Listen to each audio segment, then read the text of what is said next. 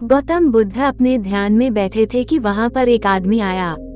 ये आदमी अपने आलसीपने से बहुत ज्यादा परेशान था। आलसी आदमी गौतम बुद्ध से बोला, महात्मा जी मेरी मदद कीजिए, मैं अपने आलस्य से बहुत ज्यादा परेशान हूँ। आप ही कोई उपाय बताइए जिससे मैं आलसीपन से छुटकारा पा सकूं। गौतम बुद्ध ने उस व्यक्ति से कहा, पहले मुझे ये बताओ कि तुम्हें क्यों लगता है कि तुम आलसी हो।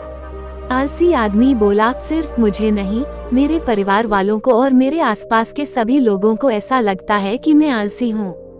गौतम बुद्ध ने फिर उससे पूछा, क्या तुम जानते हो आलस्य होता क्या है?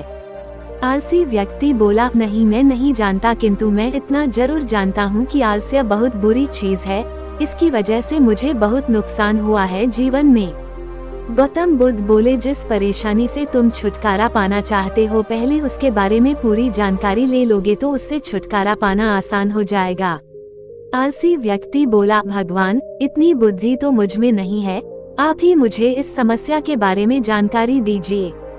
गौतम बुद्ध बोले, आलस्य एक मानसिक अवस्था है, एक विचार है जिसे जाने अनजाने में हम खुद ही जन्म देते हैं।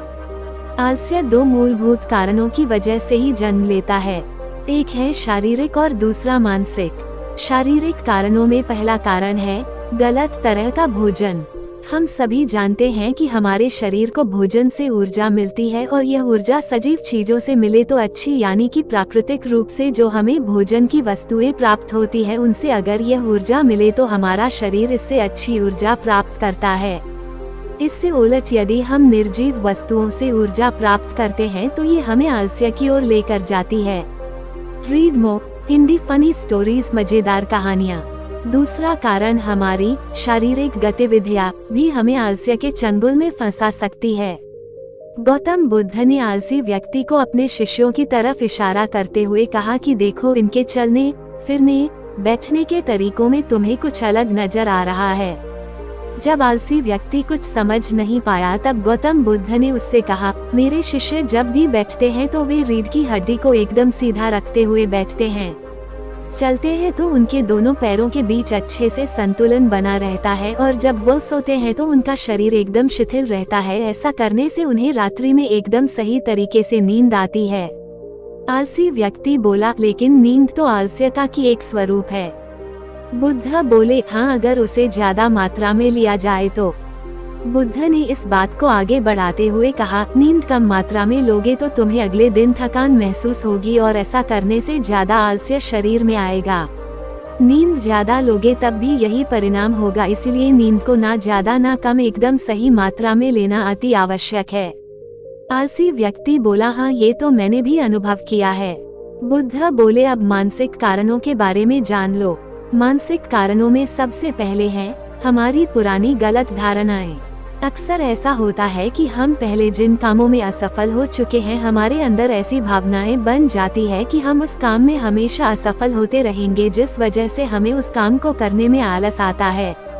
नैतिक कहानियाँ। ऐसी धारणाओं से छुटकारा पाने का एकमात्र उपाय यह है कि हमें अपने मन को ये समझाना चाहिए कि पिछली बार हम जब उस काम में असफल हुए थे तो हम उसके बारे में जितना जानते थे, अब हम उस काम के बारे में उससे ज्यादा जानते हैं, क्योंकि असफल होने के बाद हम उससे काफी कुछ सीखे भी है। बुद्ध बोले, दूसरा कारण है आलसी और कामचोर लोगों की संगत। कई बार ऐसा होता है कि हम आलसी नहीं होते, मगर जिनके साथ हम रहते हैं हम उन जैसे बनने लगते हैं। इससे छुटकारा पाने का उपाय बहुत सरल है, कामचोर और आलसी व्यक्तियों से दूर रहो। ऐसे व्यक्तियों की संगत में रहो जो अपने काम को बड़ी लगन से करते हैं और तुम्हें कुछ सिखा पाए। गौतम बुद्ध ने तीसरा कारण बताते हुए कहा, ये कारण आलस्य के लिए सबसे बड़ा कारण है, काम को कल पर टालते रहना। ये कारण इतना शक्तिशाली है कि किसी भी व्यक्ति को बर्बाद कर सकता है।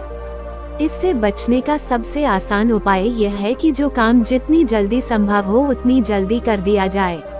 गौतम बुद्ध ने आलसी व्यक्ति से एक सवाल पूछा, मान लो तुम किसी रेगिस्तान में फंस गए हो और तुम्हें प्यास लगी है तो तुम क्या करोगे? आलसी व्यक्ति बोला, मैं जल्दी ही रेगिस्तान के आसपास कोई गांव की तलाश करूंगा या ऐसी जगह की तलाश करूंगा जहां पर मुझे पानी मिल सके। गौतम बुद्ध बोले, अगर तुम्हें काफी देर ढूंढने पर भी पानी ना मिले तब तुम क्या करोगे?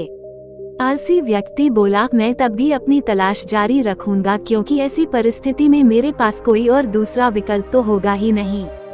गौतम बुद्ध बोले, बिल्कुल सही, और यही है मानसिक स्तर पर आलस्य का चौथा कारण, किसी भी निश्चित लक्ष्य का ना होना। ये भी आलस की ओर लेकर जाता है। अब सुनो पांचवें कारण के बारे में। गौतम बुद्ध बोले, सोचो कि तुम्हारे पास काफी सारे सोने के दागिने हैं जो तुम्हें एक जगह से दूसरी जगह लेकर जाना है। तुम चलते चलते थक जाते हो और किसी पेड़ के नीचे बैठ जाते हो और तभी तुम्हें दूर से तुम्हारी तरफ दौड़कर आ रहे डाकू दिखाई देते हैं। तो क्या तब भी तुम आलस करके वहीं बैठे रहोगे, या ऐसी परिस्थिति में तुम वहां से उठकर दौड़ने लगोगे? आलसी व्यक्ति बोला, जी मुझे वहां से दौड़ना ही पड़ेगा, नहीं तो मेरी जान और सोने के दागिने दोनों खतरे में पड़ जाएंगे।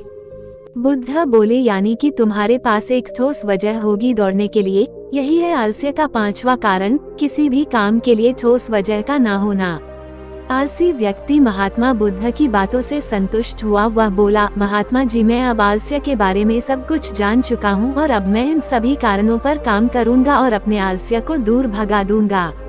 दोस्तों, आशा करता हूँ गौतम बुद्ध और आलसी व्यक्ति की कहानी आपको अच्छी लगी होगी और इसे पढ़ने के बाद अब आप कभी भी जीवन में आलस नहीं करेंगे।